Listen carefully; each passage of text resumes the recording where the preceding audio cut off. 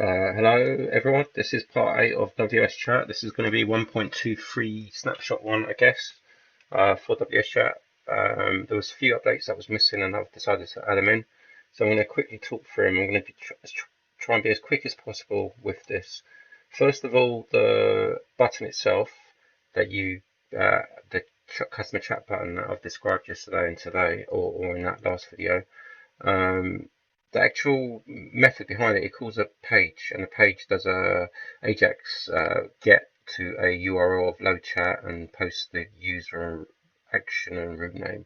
So in theory, a web user could change this and make it do something else. It's not very secure, but it was a quick way for me to get the feature to work for you guys.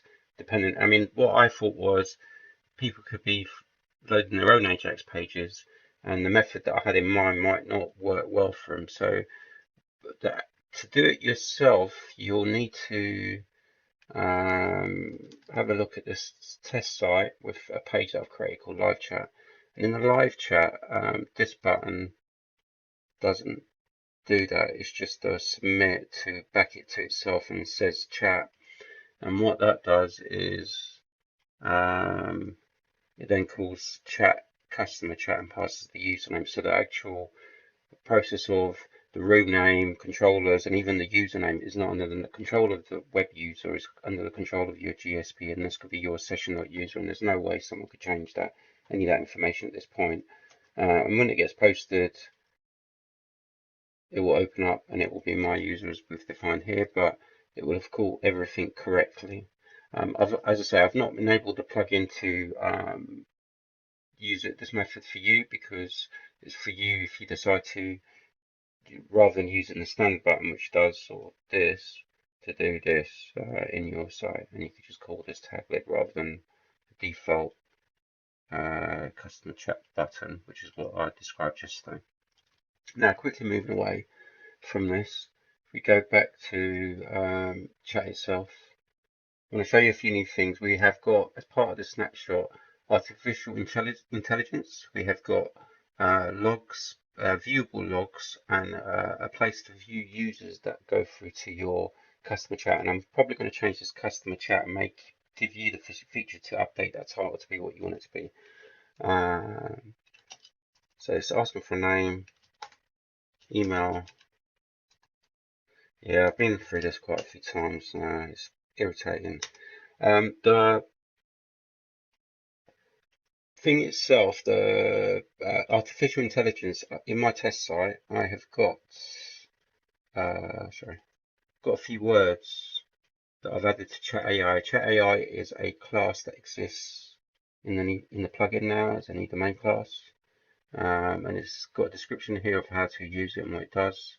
And if we go back, we've got contact number, opening hours, kick me, which is actually shouldn't be kick me, should be go away, which is the bot itself. So if I say, hi, Mr. What is your opening hours, please? It will respond back with that answer that we've got here, and we could be in it as long as you like, or whatever. What is your contact number? Contact number for you is, so whatever way it comes in, it works. If I say, kick me, he leaves, or it leaves, and if I say opening hours, no longer there. That's the power of the artificial intelligence. You can enable it if you like, or you can disable it in your config.groovy. Enable AI true, enable live messages true. And if we now go back to chat. Right, and if we then, I'm not gonna go to emails, but I'm not doing all that. I've done all that yesterday.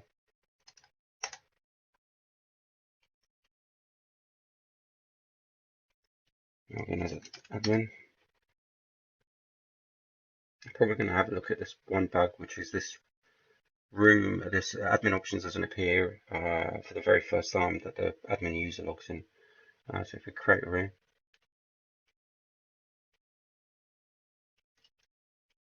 go to that room and say, hi user, what's the issue? Not a lot.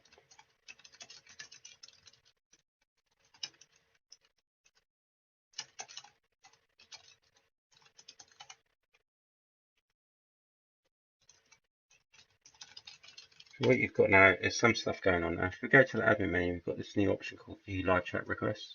Go to that. We have got the users, which is obviously me, my user. Shouldn't be logged in. Maybe that method needs a lot more work. It should have kicked me out. So if this user leaves now,